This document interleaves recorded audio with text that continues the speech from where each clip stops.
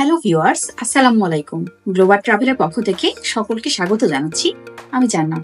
জাপানে বিভিন্ন ধরনের দর্শনীয় স্থান রয়েছে, যেমন হোক্কাইদোর বিভিন্ন ধরনের রং ও ফুলের বাগান, ফুজি পাহাড়ের অপরূপ দৃশ্য, হিদাওয়াসাকা ওয়াটারফলস, কিয়োতোর বিখ্যাত বাঁশবাগান, ওকিনাওয়ার ক্রিস্টাল সমুদ্র সৈকত ইত্যাদি।